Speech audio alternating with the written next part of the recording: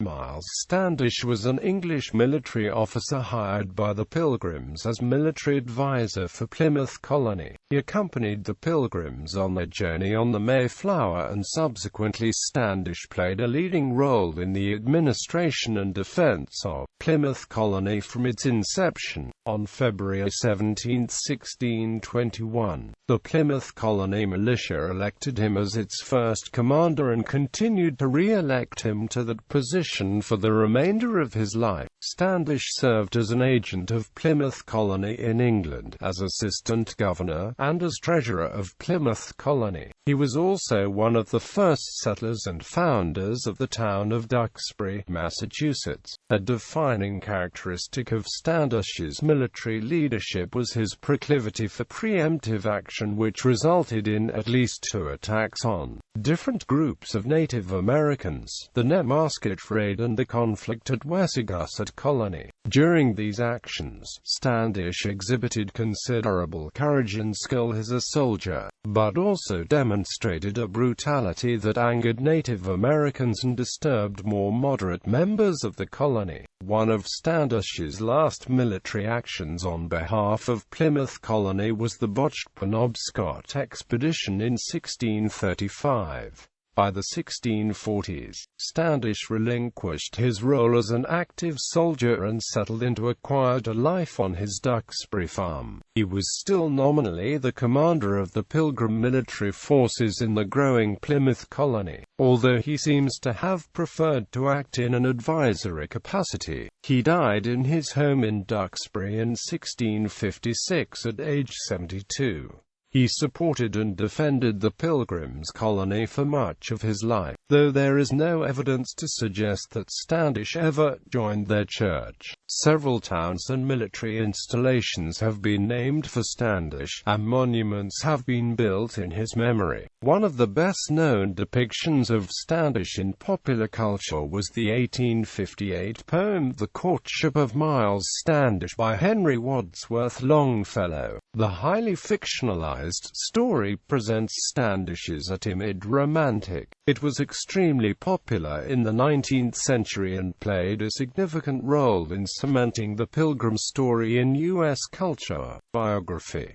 Birthplace and early military service. Little is definitively known of Myles Standish's origins and early life. His place of birth has been subject to debate among historians for more than 150 years. At the center of the debate is language in Myles Standish's will, drafted in Plymouth Colony in 1656, regarding his rights of inheritance. Standish wrote, "I give unto my son and heir apparent Alexander Standish all my lands as heir apparent by lawful descent in Ormskirk, Borscouche, Wrightington, Maudsley, Newborough, Croston, and in the Isle of Man, and given to me as right heir by lawful descent, but surreptitiously detained from me, my great-grandfather being a two-condy younger brother from the house of Standish of Standish." The places named by Standish are all in Lancashire, England, with the exception of the Isle of Man, leading some to conclude that he was born in Lancashire, possibly in the vicinity of Chorley, where a branch of the Standish family owned a manor known as Duxbury Hall. However, efforts to link Standish to the Standishes of Duxbury Hall have been inconclusive. A competing theory focuses on Standish's mention of the Isle of Man and argues that he belonged to a Manx branch of the Standish family. No definitive documentation exists in either location to provide clear evidence of Standish's birthplace. Possibly the best source, however brief, on Standish's origins and early life is a short passage recorded by Nathaniel Morton, Secretary of Plymouth Colony, who wrote in his New England's Memorial, published in 1669, that Standish ... was a gentleman born in Lancashire, and was heir apparent unto a great estate of lands and livings, surreptitiously detained from him, his great-grandfather being a second, a younger brother from the house of Standish. In his younger time he went over into the Low Countries, and was a soldier there, and came acquainted with the church at Leyden, and came over into New England, with such of them as at the first set out for the planting of the plantation of New Plymouth, and bare a deep share of the first difficulties, and was always very faithful to their interest. The circumstances are vague at best concerning Standish's early military career in Holland. At the time, the Dutch Republic was embroiled in the 80 Years' War with Spain. Queen Elizabeth I of England chose to support the Protestant Dutch Republic and sent troops to fight the Spanish in Holland. Historians are divided on his role in the English military. Nathaniel Philbrick refers to Standish as a mercenary, suggesting that he was a hired soldier of fortune seeking opportunity in Holland. But Justin Windsor claims that Standish received a lieutenant's commission in the English army and was subsequently promoted to captain in Holland. Jeremy Banks, a leading scholar of Pilgrim history, noted that Standish likely served under Sir Horatio Vere, an English general who had recruited soldiers in both Lancashire and the Isle of Man, among other places, and who led the English troops in Holland at the time Standish was there. Whether commissioned officer, mercenary, or both, Standish apparently came to Holland around 1603 and, according to historian Tudor Jenks, may have seen service during the siege of Sluis in 1604, in which Vere's English troops were involved. The subsequent 12 years' truce between Spain and the Dutch Republic might have ended Standish's service. Standish was certainly still in Holland in 1620 and living in Leyden when he was hired by a group of refugee dissenters from England, Puritans, to act as their advisor on military matters. At the time, he was using the title of captain. Quote, "When considering candidates for this important position, the Puritans had at first hoped to engage Captain John Smith. As one of the founders of the English colony at Jamestown, Virginia, Smith had explored and mapped the North American coast. When they approached him to return to the New World, Smith expressed interest. His experience made him an attractive candidate, but the Pilgrims ultimately decided against him. His price was too high and they feared that his fame and bold character might lead him to become a dictator. Standish lived in Leyden with his wife Rose and was apparently already known to them. Voyage to New Plymouth on July 22, 1620. The initial group of English dissenters living in Leyden boarded the Speedwell, which was meant to accompany another ship to be hired in England. This initial group included the mostly Brownist congregation. Myles and Rose Standish were aboard, along with the Bradfords, Winslows, Carvers, and others. The small, 60-ton pinnace sailed to Southampton with about 30 passengers, to be provisioned there and join a much larger vessel for the voyage to the New World.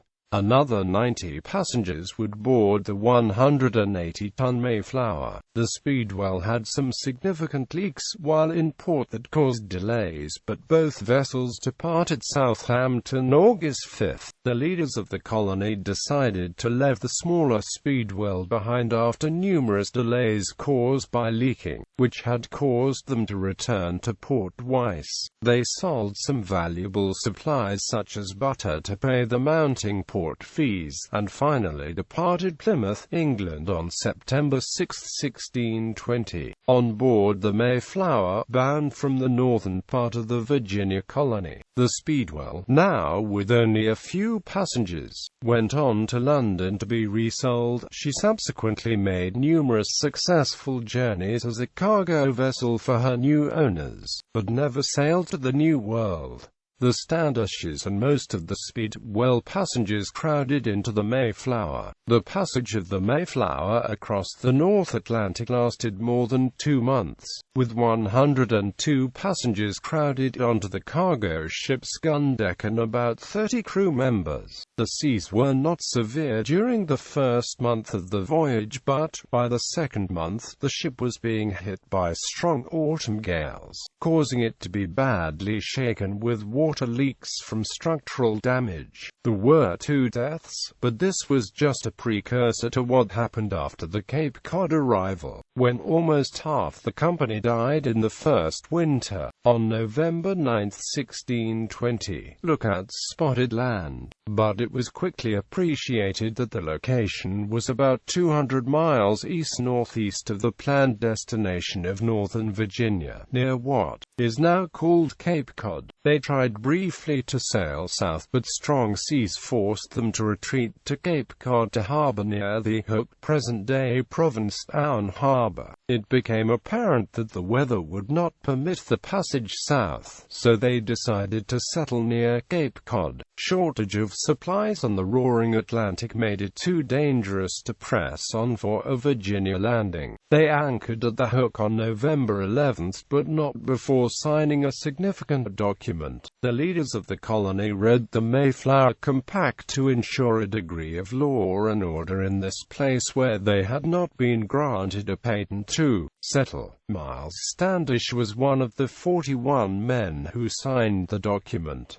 Establishment of Plymouth Colony. When the Mayflower was anchored off Cape Cod, Standish urged the colony's leaders to allow him to take a party ashore to find a suitable place for settlement. On November 15, 1620, he led 16 men in a foot exploration of the northern portion of the Cape. On December 11, a group of 18 settlers, including Standish, made an extended exploration of the shore of Cape Cod by boat, spending the nights ashore surrounded by makeshift barricades of tree branches. The settlers were attacked one night by a group of about 30 Native Americans. At first, the Englishmen panicked, but Standish calmed them, urging the settlers not to fire the matchlock muskets unnecessarily. The incident took place in present-day Eastham, Massachusetts, and came to be known as the First Encounter. After further exploration, the Pilgrims chose a location in present-day Plymouth Bay in late December 1620 as the site for the settlement. Standish provided important counsel on the placement of a small fort in which cannon were mounted, and on the layout of the first houses for maximum defensibility.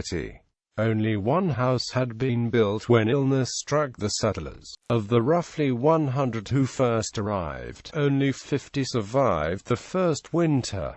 Standish's wife Rose died in January. Standish himself was one of the very few who did not fall ill, and William Bradford credited Standish with comforting many and being a source of strength to those who suffered. Standish tended to Bradford during his illness, and this was the beginning of a decades-long friendship. Bradford held the position of governor for most of his life and, by necessity, worked closely with Standish. In terms of character, the two men were opposites. Bradford was patient and slow to judgment, while Standish was well known for his fiery temper. Despite the differences, the two worked well together in managing the colony and responding to dangers as they arose.